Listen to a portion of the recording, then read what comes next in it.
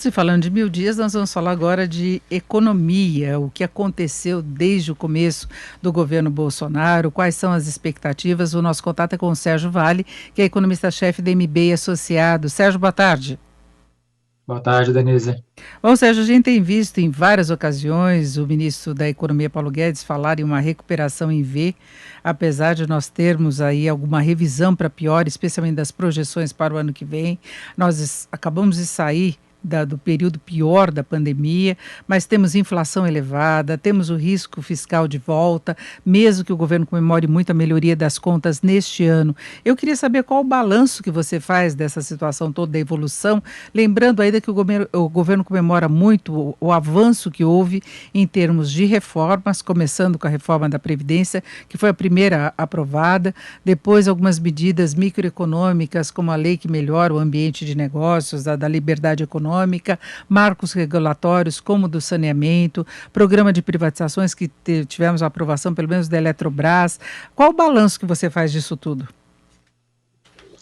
Pois é, Denise, nós tivemos pontos importantes, como você bem citou, a reforma da Previdência no primeiro ano do governo Bolsonaro, depois a gente teve algumas reformas microeconômicas muito relevantes, lei de saneamento, lei de falências, lei de liberdade econômica, então algumas coisas avançaram no que foi possível, né? A pandemia, de fato, nesses 3 anos, digamos assim, que a gente vai ter a pandemia muito presente, ano passado, obviamente, agora, eu acho que a gente ainda vai ter resquícios dessa situação pandêmica ainda em 2022, foi um elemento que paralisou, de certa forma, a possibilidade de você fazer política econômica no país, né? Então a gente ficou meio sem saber exatamente o que poderia ser economia nesse momento, por conta do que aconteceu e a necessidade de atenção quase exclusiva que a gente precisou ter em relação à pandemia. Agora, olhando essa situação desde o ano passado que a gente está passando, da Covid, a gente precisa analisar ela também não num determinado ano apenas, né? A gente está falando de um ciclo relacionado à doença que começou ano passado, provavelmente ainda o final do processo da doença, do impacto da doença na economia, na sociedade como um todo. Eu acho que a gente ainda vai ver muita coisa acontecer ainda em 2022. Claro, muito menos do que a gente tem agora, do que a gente teve ano passado, mas algum resíduo ainda. Então a gente precisa analisar isso ao longo desses 3 anos.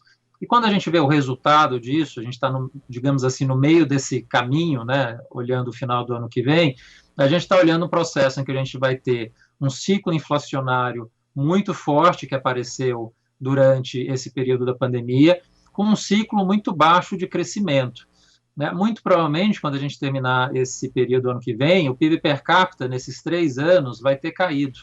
E muito provavelmente a gente vai ter uma inflação que vai ter acumulado na casa de 18%.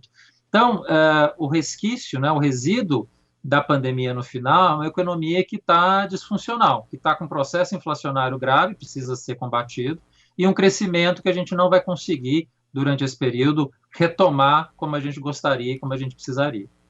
Agora, Sérgio, a gente vê muitas críticas à política implementada pelo Ministério da Economia em vários aspectos. Esse ruído fiscal todo que nós temos agora, mais recentemente, algumas medidas também em relação às próprias reformas, né?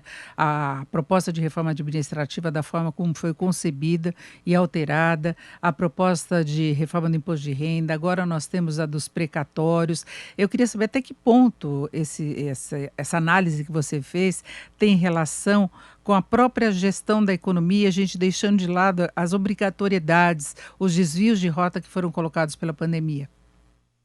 Tem bastante, Denise, porque não adianta a gente fazer reformas microeconômicas apenas, por mais importante que elas sejam, e de fato a gente fez algumas muito importantes nesse período, se você tem a sua estabilidade macro desafiada, digamos assim. A inflação está passando por um processo grave agora, o Banco Central, de certa forma, está conseguindo conduzir quase sozinho, e sozinho porque justamente o resto da política econômica não está ajudando.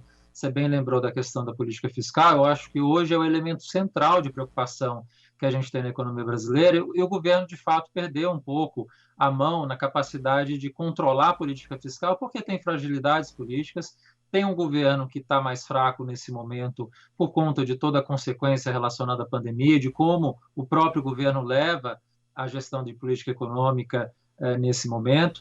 Então, a gente tem uma situação em que tem muito peso, sim, da política econômica, de como o Ministério da Economia está levando essa situação, e você chega em 2022 com uma dívida pública extremamente elevada ainda, um déficit público que provavelmente vai ficar ainda acima de 1% do PIB, e uma situação fiscal que está muito longe da gente poder dizer que está sob controle, com todos esses riscos que estão se acumulando em relação aos precatórios, em relação ao aumento de gastos programado para o ano que vem, e que o governo, por conta dessa fragilidade, não está conseguindo lidar da melhor forma possível. Então, lei de saneamento, reforma da Previdência, tudo isso é importante, mas se a gente não tem a estabilidade macro consolidada, você não tem um horizonte previsível positivo de crescimento que permita com que as empresas invistam sem muito medo, sem muita incerteza. Essa é a grande dificuldade. Precisa dar um passo atrás, centralizar a estabilidade macroeconômica cada vez mais, especialmente nesse momento a questão fiscal, para as empresas olharem o horizonte de longo prazo e poder ver crescimento maior, poder ver inflação baixa, taxa de juros baixa, e aí conseguir investir mais, que é o elemento que traz dinamismo para o crescimento. E a gente tem visto o mercado muito arisco a tudo isso, trazendo mais pressões no câmbio, que tem sido um grande fator aí de preocupação já há bastante tempo, mesmo antes da pandemia, a gente já via o real numa situação pior de comportamento em comparação com outros emergentes, países que estariam no mesmo estágio que o Brasil, né? Pois é, o nosso câmbio está nesse patamar de depreciação que a gente está vendo justamente por conta da condução errática de política econômica que a gente tem no Brasil hoje. Quando a gente olha para frente, todo um cenário eleitoral muito difícil que a gente vai ter ano que vem, uma condução complicada da política econômica, o Centrão também sendo elemento dominante nesse cenário, coloca também certa instabilidade na própria política fiscal. A gente tem um cenário, quando a gente junta todos esses elementos para o ano que vem, que é difícil ver a taxa de câmbio ceder, a taxa de câmbio apreciar. Né? Muito provavelmente ela vai ficar acima de R$ 5 por dólar. Sempre é muito difícil projetar câmbio, é um dos elementos mais difíceis que tem a economia para a gente fazer projeção, mas dada essa instabilidade toda, crescente que a gente ainda tem, né, no cenário econômico, a gente vê um cenário preocupante para a taxa de câmbio em 2022. E aí, olhando para frente, a incerteza é ainda maior. A gente não sabe o que vem em 2023 para frente, e vai ser um cenário que um novo presidente, quem quer que seja, vai ter que levar uma condução de política econômica mais agressiva ainda do que a gente viu nos últimos anos. Né? A dívida vai estar no patamar bastante elevado, não tem superávit primário, a gente vai estar saindo de uma inflação que machucou bastante durante esse período. Então, é um cenário em que, além disso tudo, da instabilidade macroeconômica que a gente está gerando, tem uma população que vai estar desempregada, né? Já está enormemente desempregada agora, a gente não está vendo essa taxa de desemprego cair a contento no ano que vem. Então, além da questão macroeconômica em si, tem uma questão social que também vai precisar ser observada ao longo dos próximos anos. Não é simples os desafios à frente que a gente precisa lidar, e isso coloca em um cenário adicional de incerteza para o presidente Bolsonaro no seu último ano de governo e, eventualmente, quem seguir em 2023. Agora, Sérgio, tem a questão também do fator sorte, né? Que teve um problema climático muito sério, que levou a uma crise hídrica, uma crise energética, que está colocada essa situação agora, e a gente ainda não sabe exatamente quais serão os desdobramentos. A gente vê o governo centralizando aí as ações em cima da ampliação da oferta de energia proveniente das termoelétricas, que tem um custo mais alto e tem um custo do lado ambiental também. Não é? Mas está colocada essa situação também cujo início da crise não teve relação com a atuação do governo, né? Pois é, essa questão energética é um ponto essencial do cenário para 2022, Denise, porque tem esses pontos que você colocou, é um cenário que a gente está passando de seca agora histórica, que está ajudando que a oferta diminua, mas ao mesmo tempo a gente tem uma saída de pandemia que está colocando um crescimento muito forte de energia nesse momento. A energia agora, nas últimas semanas, está crescendo em torno de 10% em relação ao mesmo período do ano passado, um período em que o consumo de energia já tinha, de certa forma, começado a normalizar, já não estava muito diferente do que a gente via nos anos anteriores.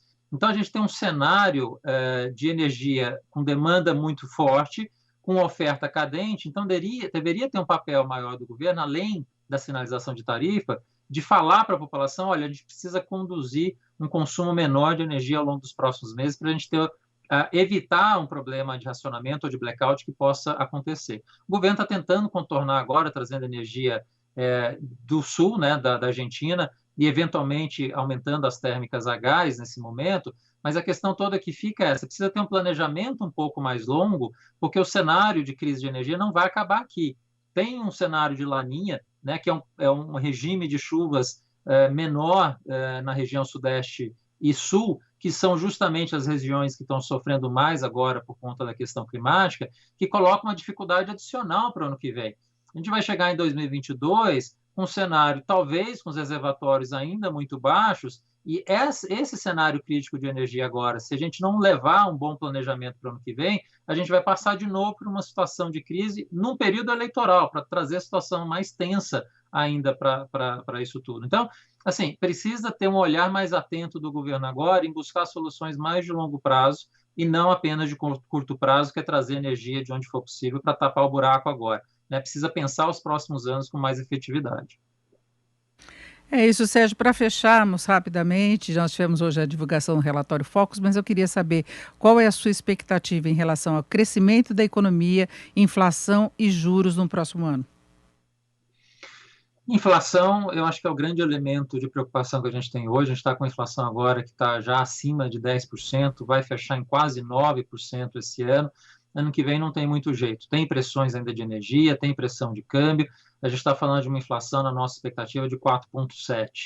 Crescimento está caminhando para ficar, infelizmente, abaixo de 1%. A gente está com 0,4% de crescimento por conta de todas as incertezas que a gente tem na economia e na política. Taxa de juros mais elevada que a gente vai ter, né, uma Selic que provavelmente vai chegar a 9% no final do ciclo, no começo do ano que vem, essa questão energética como pano de fundo, e um cenário político muito tenso que a gente vai ter no ano que vem, por conta da eleição que afeta, infelizmente, o investimento. Quando a gente junta tudo isso, é um cenário de inflação pressionada acima da meta, que é de 3,5%, uma taxa de juros pressionada, que vai ficar provavelmente o ano inteiro em torno de 9%, e uma taxa de crescimento também, infelizmente, muito baixa, que provavelmente vai ficar abaixo de 1% ano que vem, Denise. É isso, ouvimos o Sérgio Vale, que é economista-chefe da MB e Associados. Sérgio, muito obrigado, uma boa tarde. Boa tarde, Denise, obrigado.